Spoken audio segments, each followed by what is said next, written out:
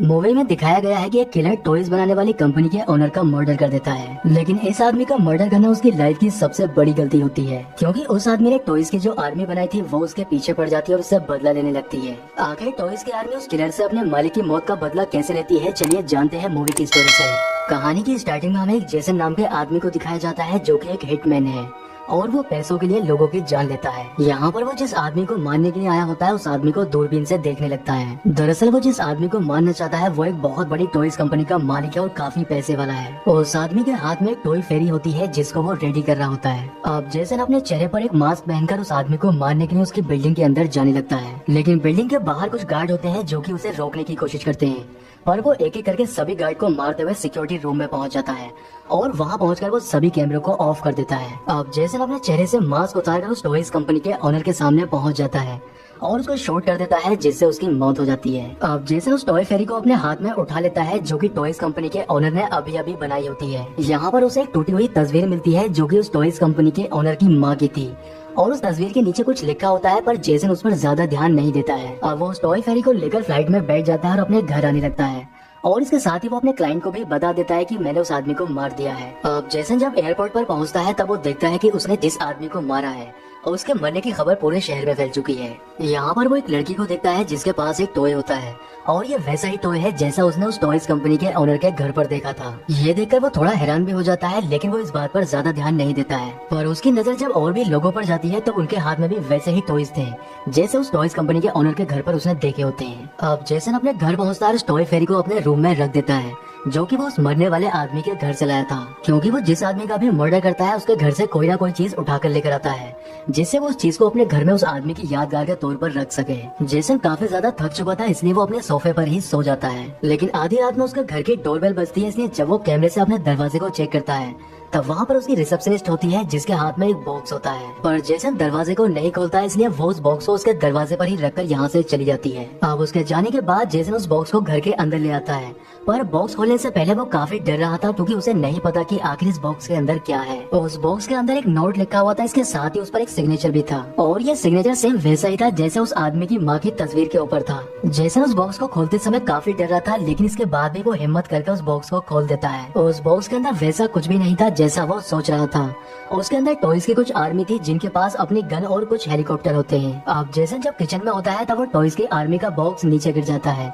ये देखकर जेसन काफी हैरान होता है क्योंकि उसने बॉक्स को काफी अच्छे से रखा था, इसलिए वो नीचे कैसे गिर सकता है। जेसन जब उस बॉक्स के पास आकर देखता है तब उसे पता चलता है कि उसके अंदर से टॉयज की आर्मी गायब है। ये देखकर वो और भी ज्यादा परेशान हो जाता है। इसके साथ ही उसके घर में कुछ अजीब चीजें होने लगती हैं, जैसे कि उसके कर्टन खुद से ही मूव करने लगते हैं और उसके घर की लाइट खुद से ही ऑन ऑफ होने लगती है। जेसन की नजर अपने घर के केबल पर जाती है जो कि किसी ने काट दी होती है। अब तभी एक सोल्जर आकर उसके पैर पर हमला करता है। जेसन अपने पैर से उस हथियार को निकालकर जब देखता है तब वो समझ जाता है कि सबके पीछे उस टॉयज आर्मी का हाथ है। अब वो जैसे ही अपने टेबल के नीचे झांक कर देखता है जितनी भी टॉयज आर्मी थी वो उसके फेस पर गोलियों से हमला कर देती है जिससे वो पीछे हट जाता है। अब टॉयज आर्मी जेसन की ओर एक छोटी सी मिसाइल छोड़ती है जो कि उसकी टांग में जाकर लगती है और उस मिसाइल से जेसन की पैंट में आग लग जाती है। जेसन उस टॉयज आर्मी से बचने के लिए वॉशरूम में चला जाता है।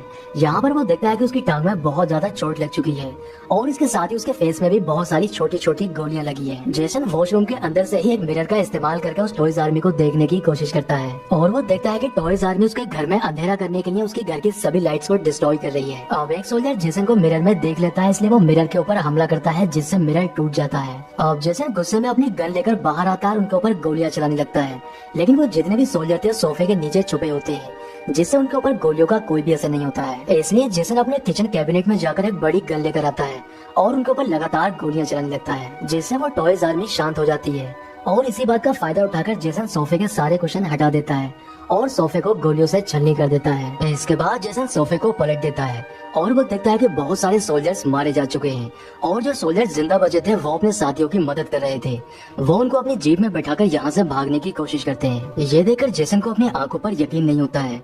अब वो बहुत सारे सोल्जर्स को अपने पैर से कुचल देता है, लेकिन जो सोल्जर्स जिंदा बचे थे वो अब भी जेसन के ऊपर हमला कर रहे थे, पर उनकी गोलियों का जेसन के ऊपर कोई खास असर नहीं होता है। लेकिन जेसन जब उनके ऊपर गोली चलाता है तब उसकी एक ही गोली से बहुत सारे सोल्जर एक बार में ही मारे जाते हैं। अब जेसन को लगता है कि सभी सोल्जर्स मर चुके हैं, लेकिन तभी वो देखता है कि टॉयज आर्मी के 3 हेलीकॉप्टर उसकी तरफ आ रहे थे और वो उसके ऊपर अपनी छोटी छोटी मिसाइल से हमला कर देते हैं। इसलिए जेसन उनसे बचने के लिए फिर से अपने वॉशरूम के अंदर चला जाता है और यहाँ पर वो देखता है कि टॉयज आर्मी के हमले से वो बुरी तरह से जख्मी हो चुका है और उसके हाथों और फेस पर जितने भी जख्म हो चुके थे वो उनको अच्छे से साफ करने लगता है। अब जेसन सुबह तक वॉशरूम में ही रहने का फैसला करता है क्योंकि ये उसकी सेफ्टी के लिए बहुत जरूरी था। पर तभी एक हेलीकॉप्टर वॉशरूम के अंदर आ जाता है और जेसन के ऊपर हमला कर देता है, लेकिन जेसन के हाथ में जो टॉवल थी उस टॉवल से वो उस हेलीकॉप्टर को पकड़ लेता है और इसके बाद वो उसे अपनी टॉयलेट शीट में डाल देता है। अब जेसन उन सोल्जर्स को फ्लश करने की भी कोशिश करता है, लेकिन वो सोल्जर इतनी आसानी से मरने वाले नहीं थे, इसलिए वो अपना हेयर ड्रायर लेकर टॉयलेट शीट के अंदर डाल देता है, जिससे एक इलेक्ट्रिक शॉक लगता है और सभी सोल्जर मारे जाते हैं। अब जो सोल्जर बाहर थे वो वॉशरूम के अंदर एक लेटर फेंकते हैं जिस पर सरेंडर लिखा होता है। जेसन उनकी समझदारी देखकर बहुत हैरान था कि आखिर एक टॉयज आर्मी ये सब कैसे कर सकती है। अब जेसन भी उनको रिप्लाई देता है जिसमें वो सरेंडर करने से मना कर देता है। जेसन जब दरवाजे से बाहर जाकर देखता है तब उसे पता चलता है कि टॉयज की आर्मी उस पर हमला करने के लिए एक टैंक तैयार कर रही है। अब इससे पहले वो कुछ समझ पाता है टॉयज की आर्मी टैंक से उसके ऊपर गोली दागने लगती है,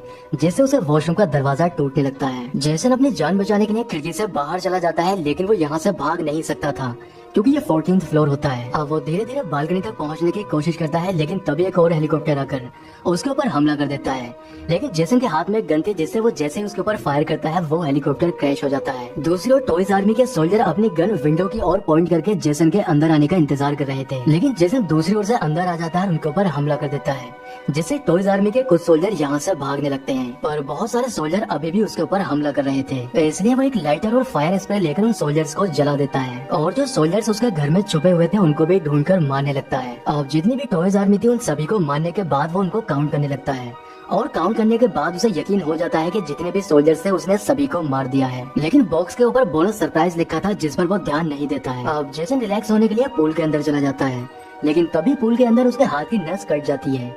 जेसन जब बाहर आकर देखता है तब उसके हाथ से बहुत ज्यादा खून बह रहा था, इसलिए वो खुद से ही अपने कटे हुए हाथ को सिलने लगता है। जेसन अब बहुत ज्यादा परेशान हो चुका था, इसलिए वो अपना घर छोड़कर जाने लगता है, लेकिन जब वो लिफ्ट से नीचे की ओर जा रहा था तभी लिफ्ट में शॉर्ट सर्किट हो जाता है, जिससे लिफ्ट बीच में ही फंस जाती है। यहाँ पर पूरी तरह से अंधेरा हो चुका था, इसलिए जेसन अपने फोन की फ्लैश लाइट ऑन करके चेक करने लगता है और तभी उसकी नजर एक कमांडो के ऊपर जाती है जो कि अभी भी जिंदा होता है और उसने इस लिफ्ट को खराब किया है। अब इससे पहले जेसन उसे पकड़ पाता वो यहाँ से भाग जाता है। जेसन इस लिफ्ट की सीलिंग को ओपन करके बराबर वाली लिफ्ट में चला जाता है और नीचे जाने लगता है, लेकिन ऊपर से गिरने की वजह से उसके बहुत ज्यादा चोट लग चुकी थी जिससे वो ठीक से चल भी नहीं पा रहा था। अब तभी वो कमांडो भी यहाँ पर आ जाता है और जेसन के सीने पर बैठकर उसके चाकू से हमला करने लगता है, लेकिन उसके चाकू से जेसन के कोई ज्यादा असर नहीं होता है, इसलिए वो उसे हाथ से नीचे गिरा देता है। अब जेसन उस कमांडो को पकड़कर उसके सर को लिफ्ट के दरवाजे के बीच में रख देता है। इसलिए लिफ्ट के दरवाजे जब पास में आते हैं तब उसका सर फटने से उसकी मौत हो जाती है। कमांडो को मारने के बाद जेसन बहुत खुश होता है और उसे लगता है कि अब वो पूरी तरह से सेफ है, लेकिन तभी वो देखता है कि उस कमांडो की बॉडी के अंदर एक बॉम्ब लगा है। अब इससे पहले वो यहाँ से बाहर निकल पाता वो बॉम्ब ब्लास्ट हो जाता है और जेसन की मौत हो जाती है। जेसन जो मूवी की स्टार्टिंग में टॉय फेरी अपने घर लेकर आया था वो उसके मरने की खुशी में डांस करने लगती है और इसी सीन के साथ मूवी का एंड हो जाता है। दोस्तों अगर वीडियो पसंद आया है तो वीडियो को लाइक और चैनल को सब्सक्राइब जरूर करें।